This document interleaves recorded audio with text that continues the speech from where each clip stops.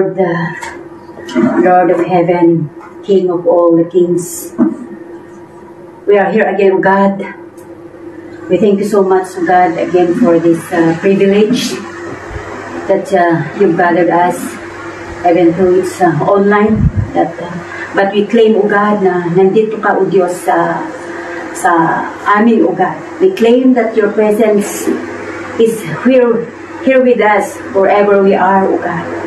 And Lord, as we come again to sit before your word, Lord, allow us, O God, to enjoy your presence and be the one to teach us for this very night. Be the one to talk to us, O God, through your word, O God. Give us all that divine understanding so that we can be able to grasp your very own message for this very night. As for me, O God, just use my mouthpiece, O God. Let me decrease and let you increase, O God. Ikaw po ang makita at ikaw po ang aming mapakinggan sa gabi ito. This we pray in Jesus' mighty name. Amen. Hallelujah! Praise the Lord! Magandang gabi po sa ating lahat, sa lahat po ng naka-join sa amin through online. Magandang gabi po sa ating lahat. And we thank the Lord for this privilege that we are the host of this Asia Midweek tonight. God bless po sa ating lahat. So, hoping po na we will all finish this service. Wala pong matutulog. Amen! At kung tayo po ay nafe-feel po natin na tayo po ay nakakatulog, ay kerotin po natin yung skin natin para hindi po tayo matulog, kasi para hindi po sayang. Amen? Because we are here together.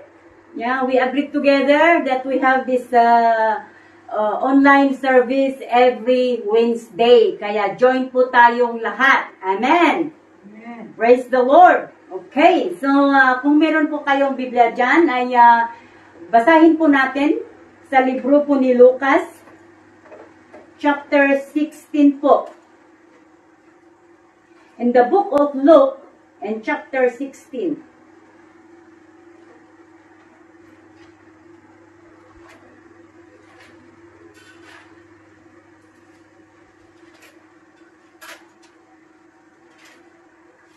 Sabi po rito, 16 verse 19. Alam po natin dito, ito, the rich man and Lazarus. Sabi po rito, there was a rich man who was dressed in purple and fine linen and lived in luxury every day. At his gate was laid a beggar named Lazarus, covered with sores, and longing to eat what fell from the rich man's table.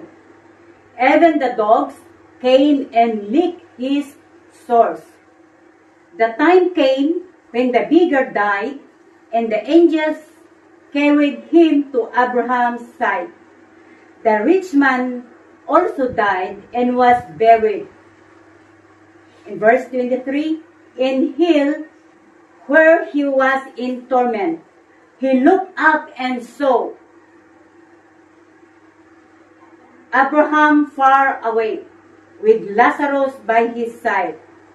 So he called to him, Father Abraham, have pity on me, and send Lazarus to dip the tip of his finger in water, and cool my tongue, because I am in agony in this fire. Hallelujah. God bless his word. I know that many times already that we've read this story of rich man and Lazarus. So, but I would like to, our God want to remind us again about this story, kasi marami po tayong napupulot na aral dito sa istorya ni na Lazarus and the rich man. So, makita po natin dito na they are both niya in the same. But there's a time na pareho pa silang namatay. At in this, I want to repeat again yung sinabi dito na the time came when the beggar died, and the angels carried him to Abraham's side. The rich man also died and was buried in Hades, where he was in torment. He looked up and saw Abraham far away, with Lazarus by his side. So he called to him, Father Abraham, have pity on me. Oh, sinabi po sinabi po ni rich man po dito, tignan po natin dito, hindi po napangalanan si rich man, di ba? Wala po siyang pangalan. Ang pangalan niya po lang dito ay rich man. So, in this scenario po, makita po natin na ang salvation pala, you can gain your salvation, you can work out your salvation while you are still on earth. Hindi mo po ma-work out yung salvation mo when you are already died. Diba? When you are already died. Okay, ituloy po nga natin doon. Okay. But Abraham replied, Son, remember that in your lifetime you received your good things, while Lazarus received bad things. But now he is comforted here and you are in agony. And besides, tignan po natin, all this between us in you, a great chasm has been set in place, so that those who want to go from here to you cannot, or can anyone cross over from there to us. So, tignan po natin dito mga kapatid. There's already, if a person is died, wala na pong paraan para po siya ay mag-save. Kaya, sa atin po, mga kapatid, sana po is a big lesson itong istorya ng rich man at si Lazaro. That we must, while we are still on earth po, tayo, dapat po na i-work out po natin ang ating salvation. Amen? Okay, so salvation will happen while we are still alive. Okay. So, tignan po natin. In Joel chapter 2, verse 28. So, as a son of God, Joel 2, okay. As a son of God po mga kapatid, upon reading this passage, ano po yung nasa sa atin? Ano po yung pakiramdam natin? Siguro ang iniisip natin ang pamilya natin, di ba? O ang pamilya natin, o yung mga friends natin. Di ba? Okay. So, sana po ito yung, this is a call to all Christians who receive salvation. Yeah? Because there's no Christian na tayo po ay selfish. Wala pong Kristiyano na selfish. Dapat na i-share po natin ang salvation that we receive through Jesus Christ. Amen? Without any reason po, mga kapatid. That is our accountability. Ang aral po natin sa gabing ito is about accountability. Okay. Kung tayo po ay nagrarason, tignan po natin ang sinasabi sa Joel chapter 2 verse 28. Sabi po rito, is where the Lord says, okay, see, okay, and afterward, I will pour out my spirit on all people, your sons and daughters will prophesy. O, tignan po natin. Yeah? Your sons and daughters will prophesy, mga kapatid. Kaya, sa atin po, wala pong rason na tayo po ay hindi po maka-evangelize. Okay, but after we go further, we go back again sa ating pong, main verse, sa Luke chapter 16, sabi po rito, makita po natin dito, na when the rich man called Abraham, he said, Father. Diba? Father, sinabi niya. Father Abraham, sinabi niya. So, it means po, sino po yung nagtatawag na Father? Mga Kristiyano, di ba? Yung nakakaalam sa Diyos. Di ba? Ang mga, kasi yung Abraham ito ay si God. Ang mga pagano hindi nila tinatawag na Father. Ang mga Muslims, they are not calling God Father. Only yung mga believer nakakaalam na sa kay God the Father, siya po ang magtatawag na Father. So it means po, itong rich man po na ito ay isang believer din. So it means po, bakit isa siyang believer, but why nandoon po siya sa hell? Yeah? So sana po, sa atin din, ay sana hindi tayo matulad sa rich man. Diba? At itong tingnan po natin itong sagot ni God. Sabi niya, when Father, sinabi ni rich man, sinabi pa niya rito, in verse 25, but Abraham replied, Son, tignan po natin, Son, anak, sinabi ni God the Father, ni Abraham, anak, sabi niya. So it means po, anak din niya. O tignan po natin. So there's no way already. Yeah? So, sana po katulad din natin, the rich man is a believer also na katulad natin. But sana po ay on time po na tayo po ay tawagin ng Panginoon. Sana po ay hindi po tayo papunta sa hell. Amen? And I know that even sa mga anak natin, sa mga kamag-anak natin, ayaw natin mapunta sila sa hell. That's why nga tayong mga OFW ay talagang umalis tayo sa Pilipinas to give them a good future sa mga anak natin, di ba? Because ayaw natin na sila ay maghirap, to give them a good future.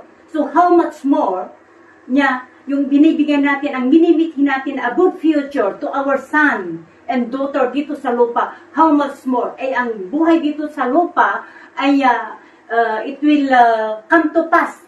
Mag-i-end po ang buhay dito sa lupa. How much more on life? We are always talking about life in death. And there is a life eternal and there is a life na going to hell. That is eternal already. Yeah? Amen. So, as we are already, alam po natin yung eternal life. And we are already enlightened through His Word about that eternal life. So, dapat po, yung pagkatawag natin sa ating Panginoon na tinatawag po natin na siya ay Father, ay sana po ay tutuhanin na natin. We must have that a good relationship.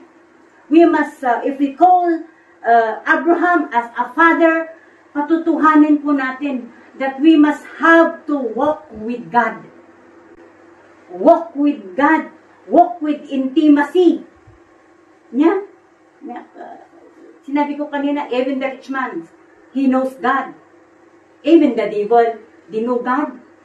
Kaya nga sinabi ng mga evil when Jesus cast them away, ano po yung gagawin mo? Ano yung gagawin mo sa amin? Where will you drive us? Sinabi ng mga devil. Kasi kilala din nila si Jesus. Diba?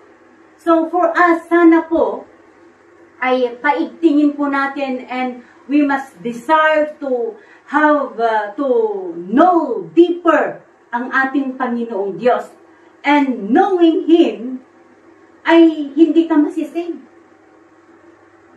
Knowing only Jesus ay hindi ka po masisave. Katulad po ng rich man na ito because he called Abraham father.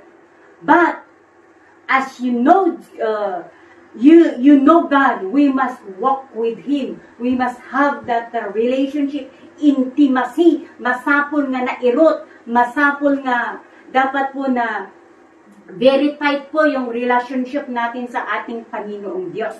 So that if we have that intimate relationship to our God, He will reveal unto us what we will gonna do. What we will gonna do. Amen? Paano po makipagsalita ang ating Panginoong Diyos sa ating kung hindi tayo nakikicommunicate sa Kanya? Hindi natin siya tinatawag na Father. Hindi natin sinatawag na, Lord, ano ang gawin ko dito? Lord, come in my heart. Lord, before I begin this day, come in, protect me, be with me. Ganyan. Amen? So, makita po natin, so as we walk with God, ay yun madidevelop.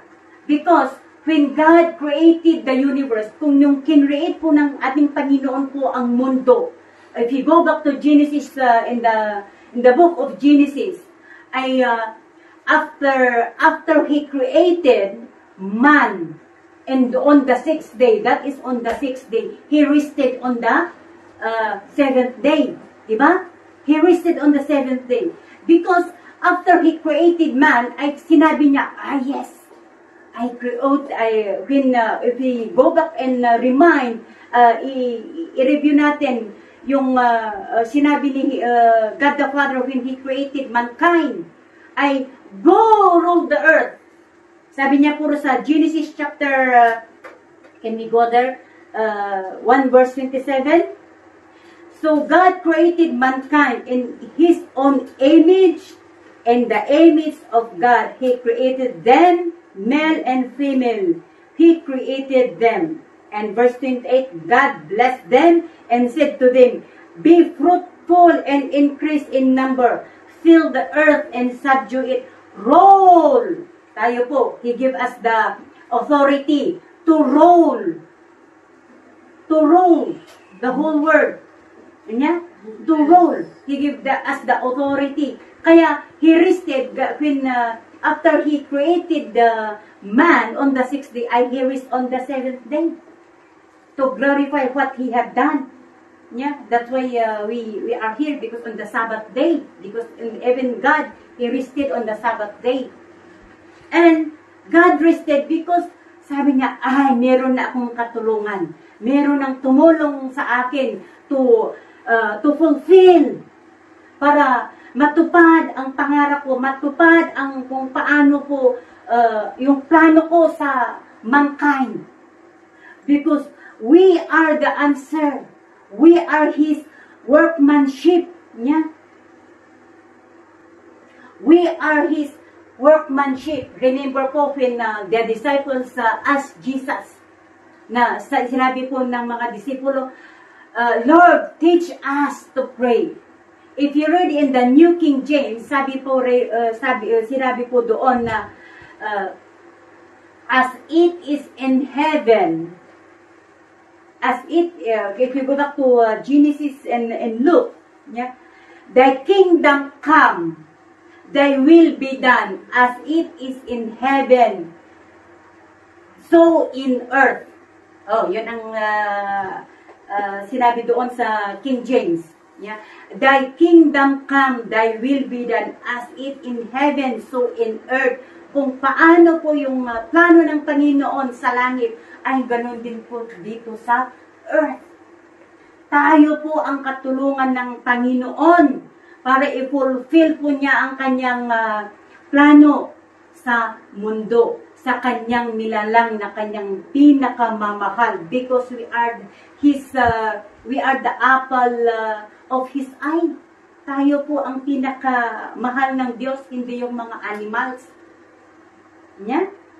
Okay? So, if we walk with God with intimacy, He will reveal unto us what we are called to speak. Yeah. Kung ano yung even what we are called to do, at even kung alam po natin na wala akong alam, I don't know paano ako mag-evangelize, I don't know how to say, I don't know what to say, I'm not, wala ako dyan. But, as we always walk to God, ang promise niya doon sa binasa natin kanina sa Joel chapter 2, that if He will pour out His Spirit and your sons and daughter will prophesy. Amen? Amen. Amen. So it's all our obligation, responsibility to win souls, to bring in the kingdom of God. Okay, so I know that all of us, we know already, we are already enlightened, as I've said a while ago, na if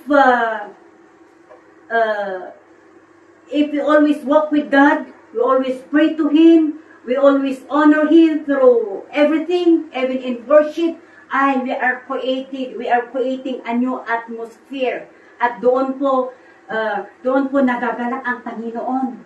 Diba? As we worship Him, we feel the presence of God.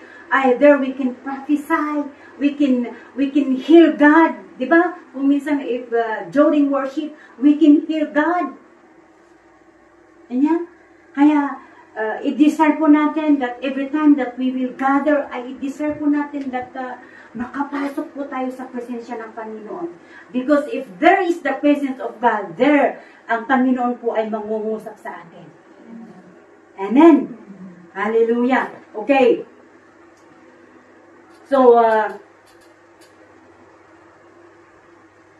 dito po, ay tingnan po natin itong rich man. Sometimes also, we are the same with the rich man. Because we are not walking with God, ay hindi niya po napapansin itong Lazaro sa kanyang gate. Hindi niya po napapansin si Lazaro sa kanyang gate. Ang ibinibig lang po ni Lazaro ay it is only a breadcrumbs that was fall on his table. Yun lang po, di ba? Hindi naman yung talagang tunay na pagkain, but yung mga yung breadcrumbs, marugmug, nung kumaiti sa umikot, dagiti bugay, iti surot tulamisaan. Yeah. Iyon lang po ang nilulong ni Lazaro, but this rich man ignored, mga kapatid. So, sometimes we are like the rich man. Sometimes we are ignoring those people around us. Sometimes we are ignoring itong mga palaging kumukulit sa atin. Palaging nagagalit sa atin. Or palaging kumukulit sa atin. Sa mga nagmamarites sa atin. Ano pa? Sa mga amo natin. Sa pamilya natin mismo. Nakakalimutan natin sila. They are also begging. Yeah. They are also begging for us.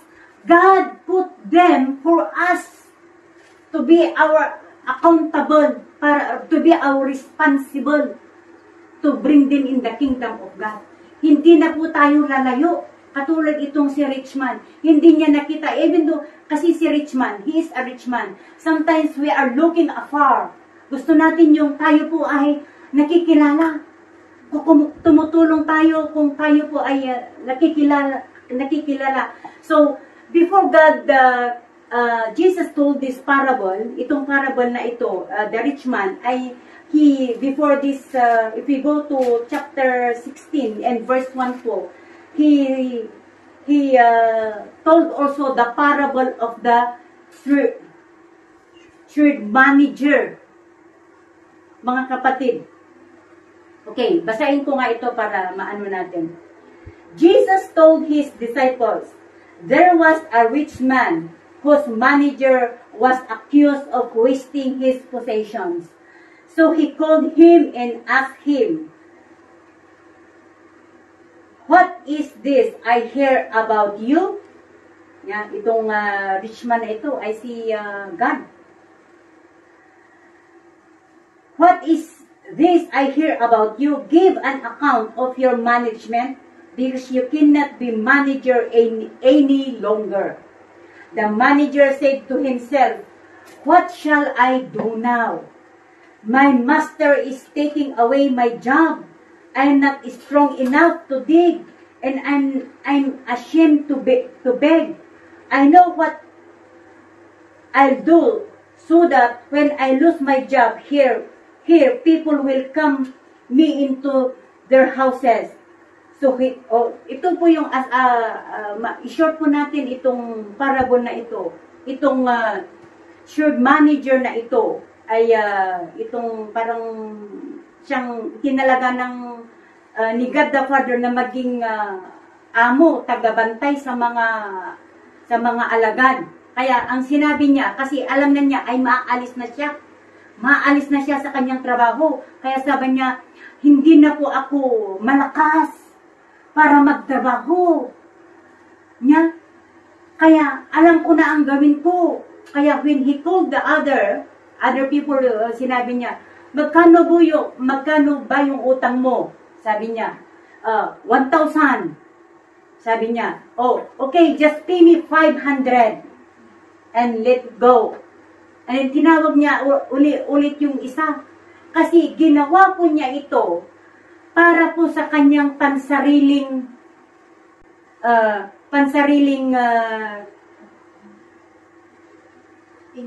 interest. O pansariling interest. Para po kung mawalan siya ng trabaho ay magpapakain sa kanya. Kaya ginagawa po niya yun. So, katulad din po, itong tayo po, itong rich man, he is a rich man. Maybe he is helping his fellow rich man. Di ba? His fellow rich man. Para po kung kasi kung, di ba, even sa ating mga amo, di ba, kung meron silang dinner, either friends will bring food also. Di ba? Kaya, but, alam po natin, even sa atin sa Pilipinas, buti pa sa Pilipinas, kung tayo po ay nag-party, ay kahit hindi mo in-invite, ay pupunta sila. Di ba? Yeah. Kasi, it is also a lesson for us, baka sa atin din po, kung tayo ay magpa-party, ay baka siguro kung may ibang tao, ay, hindi ko naman inimbitahan ito. Baka palilbasin mo pa sa gate mo. No, maybe, don't do that as we are now enlightened by the Word of God. We must feed them. Because kung ang imbitihan mo ay yung bayad din sa'yo, ano po yung makukuha mo na. You already got your reward. Katulad po dito, mga kapatid, we will not look afar. Tingnan na natin yung nasa gate natin. Katulad nitong rich man, he ignored Lazaro. He ignored Lazaro. He don't know that God the Father put Lazaro on his gate to be his responsible para doon siya po i-bless ng Panginoon.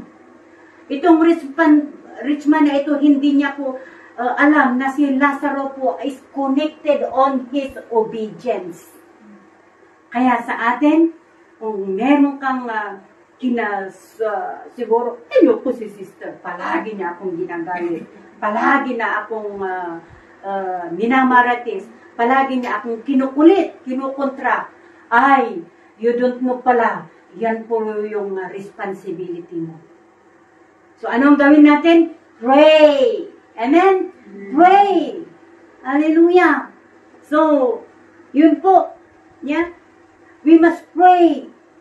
Because ito dito po rin sa parable of the shrewd manager, makita din po natin dito na that we own nothing in this world. We are all steward on this world. Wala po tayong pag-aari. Mga kapatid, we are all steward in this world. Kaya sana po, and everything we have, ito po yung mga resources na ibinigay po ng Panginoon sa atin, we must use to assure souls. Hindi naman inaas ng Panginoon na lahat po ng pira natin ay we use niya. But we use our resources. Diba? We use because we own nothing. Looking for this life eternal. Sana po ipanguna po natin ang kung paano po tayo magkaroon po ng buhay na walang hanggan, mga kapatid. Amen? Amen. Sinabi po para po hindi po tayo matulad po niya sa mga sa sinabi ng Biblia po sa Mark 7 verse I think 22 and 23, sa sinabi po dito na Lord, did we not prophesy in your name? In your name we cast out demon. Pero ano ang sinabi po ni Jesus? Go away from me, you evildoers. Katulad din po yan. Tayo po ang pinapangaralan ng Panginoon dito, mga kapatid. Hindi po yung hindi nakakakilala sa Kanya. So, hindi na po tayo lalayo. Sana po ay i-start na natin po sa mga katabi natin, yung kabahay natin, yung pamilya natin mismo. Kung minsan, kaya nga andito tayo, kung minsan humihingi ng mga anak natin ng pera, taka pinagdadamutan mo pa. Kung si sister ang humiram, okay sister, ito. Oh, yeah. Ano yung testimonyo po natin, mga kapatid? Okay. And even in the Bible, na sinabi ng Panginoon din na in Matthew chapter 25, when sinabi po ng Panginoong Hesus na kung ano yung ginawa nyo po sa inyong kapwa-tao ay ginawa ninyo din po sa akin. At itong mga tao, sinabi niya na when did you hungry at hindi ka namin pinakain? At kailan ka humingi ng tubig at hindi ka namin binigyan ng tubig? Sinabi nila, tinanong nila si Jesus, at sinabi ni Jesus, kung ano yung ginawa ninyo sa inyong kapwa-tao ay ginawa din niyo po sa akin. Amen. Kasi sabi po sa salita niya sa Matthew chapter 22 verse 36 and 37, what is the greatest commandment? What is the greatest commandment? Love the Lord your God with all your heart, with all your soul, and with all your mind. So loving God ay giving everything to God. And the second is, love your neighbor as yourself. Kaya, sana po, these two great commandments, sana po ay makita po sa ating buhay. Amen? Sana po makita po sa ating buhay, mga kapatid. And as a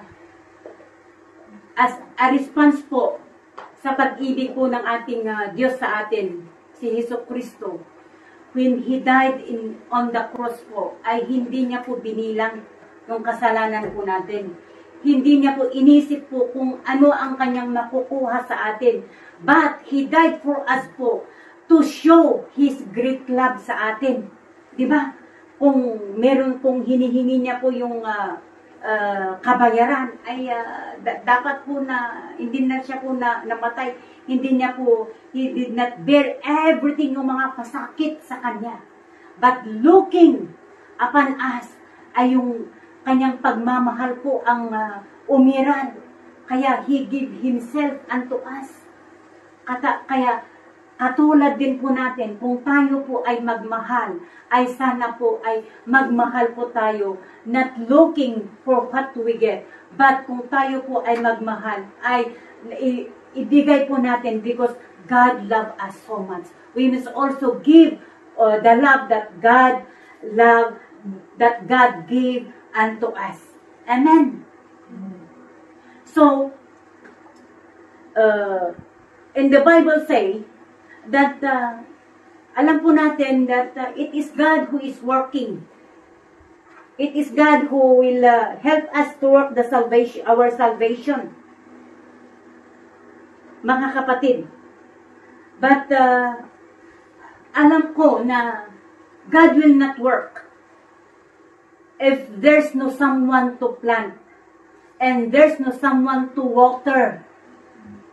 How can God grow the seed if there's no someone to plant and there's no someone to water? unless there is someone to plant and water, and God will make it grow, that plant, that seed na ating pong ipinunla sa ating mga mahal sa buhay, sa ating mga kapatid.